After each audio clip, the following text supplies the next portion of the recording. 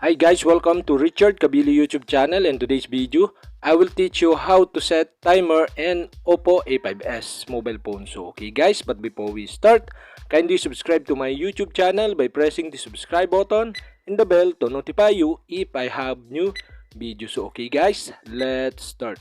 So okay guys, you only have to do is click the time on your OPPO A5s mobile phone screen, and okay, after you click the time, okay, you can see below the timer on the right side of the screen. Okay, you'll have to do is click this, and now you can see the timer of your OPPO A5s mobile phone. And okay guys, to set, okay, for my example, so okay, I set my timer into 1 hour and 0 minutes.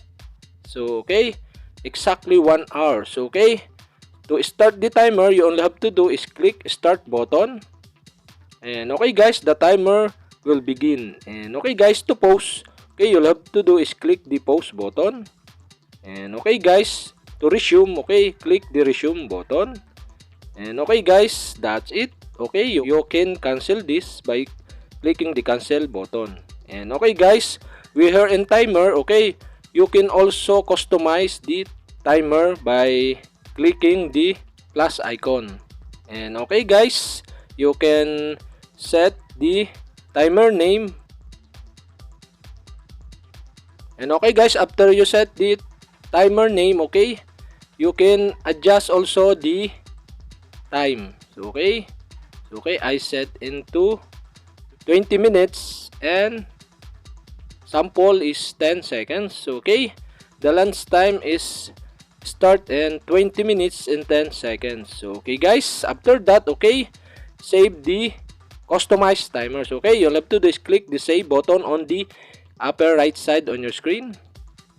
And okay guys, you can see here the customized timer in your timer homepage. And okay, so okay guys, to select, so sample, you can click this, and you can see the time you set. And okay guys, and also you can delete the customized timer by clicking the edit on the upper right side on your screen. So okay, click edit, and okay, you can see the negative icon on the upper right side of the square or the customized timer, or you can edit by clicking the pencil icon. So okay, I decide to delete or remove this customize timers. Okay, I select the negative icon, and okay guys, the customized timer are removed. And okay guys, after that, okay, click the done on the upper right side on your screen.